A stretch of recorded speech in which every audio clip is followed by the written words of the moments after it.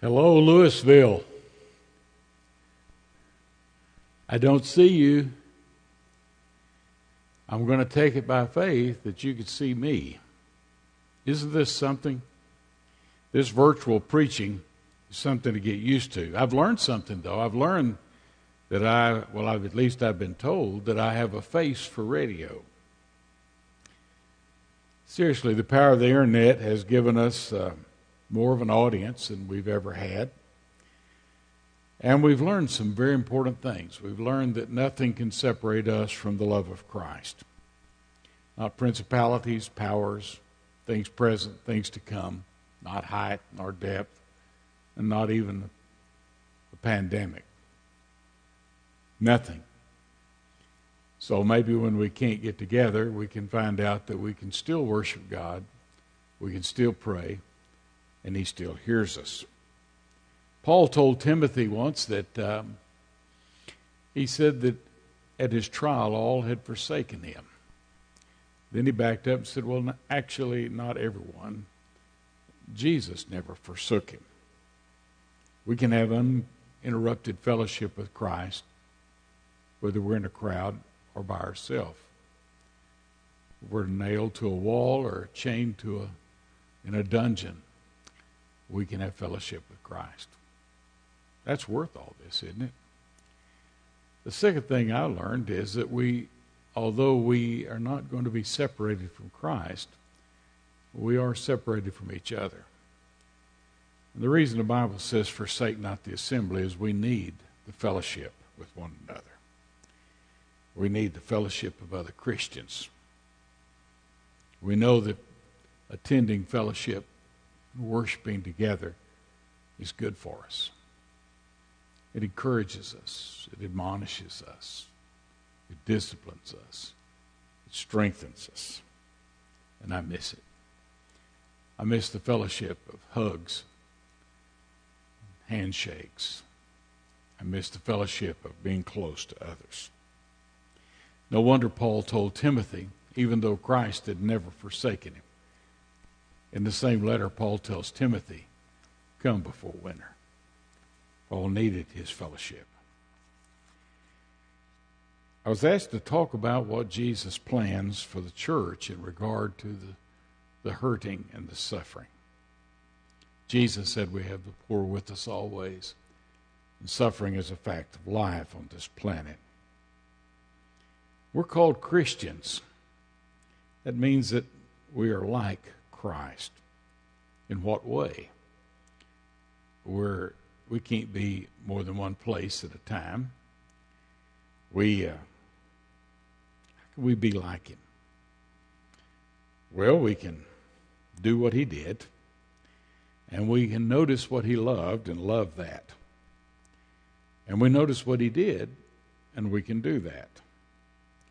We're even called His body, the body of Christ. So what was He like? If you just wanted to walk around with Jesus and watch Him and observe Him, what would you see? Well, He was full of compassion. That word compassion or sympathy or pity or love is used over and over describing Jesus. When He saw the blind man Bartimaeus on the side of the road, yelling and trying to get his attention, Jesus had compassion on him. He had compassion on the rich young ruler. He had compassion on that other blind man that He found in Jerusalem when He put the mud on his eyes and sent him to wash. He had compassion on the hungry people who followed Him into the wilderness.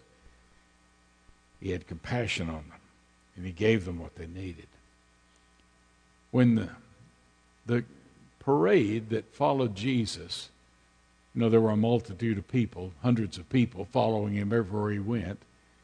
When that parade ran into the parade of sad people coming out of the city of Nain, because a widow had lost her only son, Jesus stopped His caravan, walked up to the group of people that were carrying the dead boy out of the town, went over there and touched him, raised him from the dead, and gave him back to his mother because he had compassion on him. When Jairus showed up and his little girl was dying, and he begged Jesus to help, Jesus helped. And when the word came that she had already died, Jesus had compassion on poor Jairus and told him, don't give heart, don't give up, believe. He goes to the house with him, and although no one else could see what he could see, he raised the young girl and gave him back to his family. When John was about to die, in Matthew chapter 11, he's having second thoughts. He's in prison. You know, when we get close to our death, we start wondering, did we do what we should have done? Did we plan what we should have planned? Did we execute it the way we should have? And John begins to wonder if he backed the wrong man. And so he sends his messengers to see Jesus. And in chapter 11 of Matthew, beginning with verse 2, the story is told that they come with one question. Are you him? Are you the one? Should I be looking for another? Are you the Messiah? Jesus sent them back and told them to report on what you've seen. And be sure and mention that the blind see, the deaf walk, and those who are deaf can hear, and the poor have the good news preached to them. This was the absolute stamp of identity of Jesus. He loved us. Not just the rich people who could feed him, or the powerful people that could protect him, but all of us. Many of the people that Jesus has day-to-day contact with can do nothing for him, but he still loves them. His invitation still rings true when he says, "Come unto me, all ye that labor and are heavy laden, and I will give you rest." To the thirsty, he offered living water. To the hungry, he offered living bread. To the lame, he gave relief, and they lined up for help. Sometimes so many people, there wasn't even time to sleep. Hundreds and hundreds of people lined up. They were unwashed, they were poor, and they had nothing left. A woman came to him one time who had been sick for 12 years, and she had spent all she had before she got to him. And Jesus stopped the flow of blood and restored her to her life. In chapter 25 of Matthew, when Jesus is describing Judgment Day, he tells them, well, let's just read it together. Matthew 25, verse 31. When the Son of Man comes in his glory, and all the angels with him, then he will sit on his glorious throne, and before him will be gathered all the nations, and he will separate them one from another, as a shepherd separates the sheep from the goats. And he will place the sheep on his right hand, and the goats on his left. Then the king will say to those on his right hand, "Come, O blessed of my Father, inherit the kingdom prepared for you from the foundations of the world." Now listen carefully. "For I was hungry, and you gave me food. I was thirsty, and you gave me drink. I was a stranger, and you welcomed me.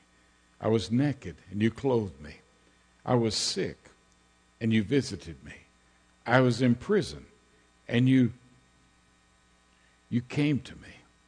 Then the righteous will answer him, "Lord, when did we see thee hungry and feed thee, or thirsty and give thee drink? And when did we see thee a stranger and welcome thee, or naked and clothe thee? And when did we see thee sick or in prison and visit thee?" And the king will answer them, "Truly, I say to you, as you did it to one of the least of these my brethren, you did it to me. When Jesus is describing the judgment, at least one of the things he's going to talk about is what did his people, his body, his kingdom do about those who were suffering. You see, when we're kind, we look like Jesus. When we're kind, we imitate him. When we take advantage of the opportunities around us and share what we have with others, we look like Jesus. I've noticed that everyone notices kindness. Even dogs and cats recognize kindness when they see it. The Bible says the people heard him gladly. The early church understood this. When we see the rapid growth of the church in Jerusalem, we notice that the people held lightly to their possessions and made sure that no one went hungry. One of their first real problems they had was that it looked like some of the widows were being overlooked. And so they appointed a special commission, maybe the very first deacons, to make sure that this problem was met. Because among the Christians, no one went hungry. Everybody shared. The Bible tells us to do good unto all men, especially those of the household of faith. What do we do if we're going to be looking like Jesus? Well, we are kind. When our enemy's hungry, we feed him. It's like setting his hair on fire. He can't ignore it. It's not something you could just walk away from. You notice it. You always notice it. You can't miss it. The widows came and to the church like they came to Jesus because it was a place for kindness of people that the world had no use for. Early Christians went to the dumps and picked up unwanted babies who were taken out there and left to die for the cats to get. But the Christians went out and picked them up, brought them home, and raised them. Enemies even noticed this. They noticed that they fed strangers. They fed their enemies, but they were especially kind to one another. People that couldn't afford to give, gave. People that didn't have enough themselves, sacrificed. When there was a famine in Jerusalem, the people who used to be pagans, who were now Christians, took up a contribution in every congregation to make sure that that need was met. And an enemy of the church making an official report on what about these Christians? Who are they really? The most scathing thing he could say about them was these Christians, how they love each other. Wherever the gospel is preached, and preached correctly, hungry people are fed. Sick people are tended to. Sad people are supported. Poor people are helped. Lonely people are encouraged. Hospitals are built. Orphanages are made. And special care is given to those that no one else wants. The ignorant are taught. Wells are drilled in the ground so that they can have water. And food is distributed. My first real experience with this sort of thing was in 1981. There was the Cold War was coming to an end. The Iron Curtain was coming down. And we found out that the few Christians, maybe as few as 1,200 Christians in Poland, were going to go hungry. Most of them would starve during the winter that was coming up, because it seemed that those that were in power were trying to end this peaceful rebellion that was going on in their country. And so they shut down the borders, confiscated the food, and unless you were a party line person, you didn't get anything. And since all the adult Christians in the land were listed as dissidents because of their insistence of going to illegal church services. They were left with nothing. Churches of Christ all over the world, but especially in the United States, started rounding up money. And we didn't even know how we were going to get it distributed. The missionaries in Germany took the lead on the distribution, and large congregations in the United States took the lead on raising the money. I was asked to be one of the first drivers to go into the country of Poland. And it was an eye-opening experience to me. It was a country where if you went into any city, into any store, grocery store, any market, any bakery, you would find less food than you would be able to eat yourself in that day, total. There might be 6 ounces of meat in a butcher shop. There might be 1/4 of a loaf of bread in a bakery. There was hardly anything. And the people were hungry. And they were selling whatever possessions they had to buy food on the black market, and that was quickly coming to an end. And here we came, the churches of Christ, with rented trucks full of food, not to sell, but to give away. Before that effort was over $2 million worth of food was distributed in that country. And amazing things happened. This was not a place where the church was known for rapid growth. We were on the opposite side. The people leading the rebellion didn't like us because, well, we just wouldn't join with the rebellion. And the government, the communists, didn't like us because we kept going to those illegal church services. So that everybody in the country, virtually everybody, looked down on the Christians. And yet, when the food came in, and that small band of Christians started handing it out to their friends and their neighbors and even their enemies, the attitude changed. The people in Solidarity believed that these were good people because they were giving food that the communists were trying to keep away from the people. They were feeding the people. And the government thought we were good because we asked permission to do everything we did, and they gave it. Before it was over, the church became recognized as a legal entity, which meant you weren't going to be arrested when you attended services. Not only that, it made it possible for them to secure property so that they would have a permanent place to worship. Not only that, the government, as it changed a couple of times during those turbulent days, gave the churches of Christ an airtime on coast to coast, border to border in that country, a broadcast preaching the gospel. Here's these new people, they would say, and here's what they believe and what they teach. Afterwards, when everything settled down, a new government was formed, no one forgot those people, those Christian people who fed them, even though they weren't members of their church, and who gave them shoes, and who gave them clothes, and took care of them. They never forgot it.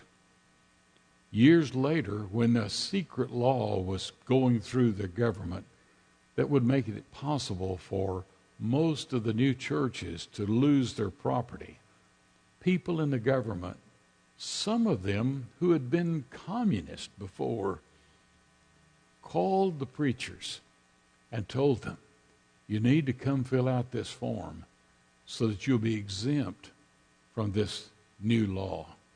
And they did. Other people still talk about it. 25 years after our trip, Patsy and I were in Warsaw and then in Gdansk. And I went in a bookstore there in Gdansk. I was just looking around. The man that owned the store said, "This your first time to Poland?" I said, no, I was here in 1981, right here on that street right there. He stood there a minute and he said, 1981? That was a bad time. What were you doing here then? I said, I was driving one of those orange trucks that brought the food in here. He came around the counter and he hugged me. And he told me how glad he was to meet one of those Christ people. They always notice. When there's a tornado and Christians show up and say, here's a bed for you to sleep in. Here's clothes for your children. Here's a card to go to Walmart and buy what you need. They always remember. It's not that you're buying anything from them. You just look like Jesus when you do that. We're able to go into countries today that a regular missionary would not be allowed to enter because we go in with a medical mission. If you go in as a medical missionary, they don't care if you preach too, because they've got a lot of sick people. And the people come first because they're sick, but they come. And when they're there, you tell them about Jesus, and many of them become Christians. There's a ship running up and down the river between Vietnam and I think Cambodia.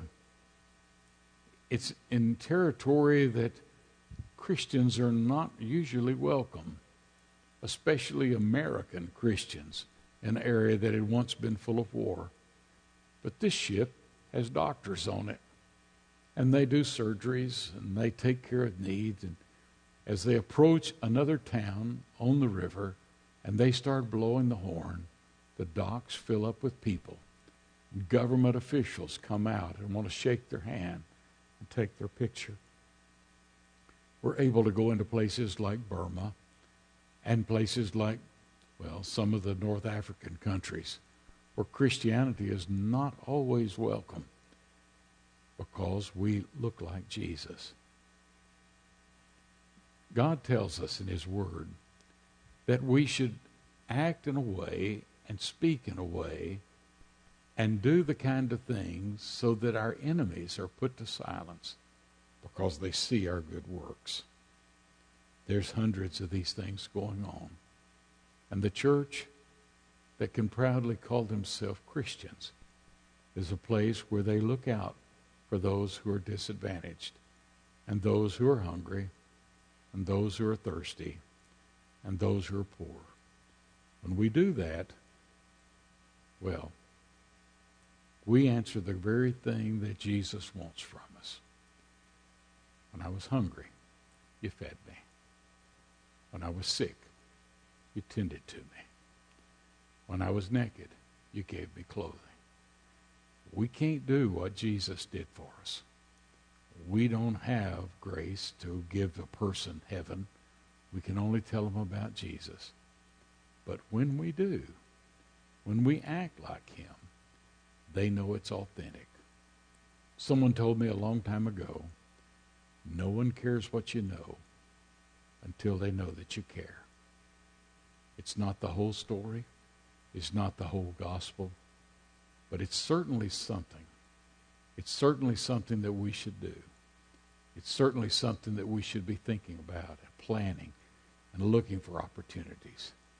Because every time teenagers rake a widow's yard, every time some deacon goes over and changes the light bulbs for somebody that can't get on a ladder anymore, every time we go to the hospital, every time we help a needy person, every time we get out of our comfort box so that we can be with people who don't look like us or smell like us, we're looking like Jesus. And isn't that what we want to be? Isn't that what we want to be?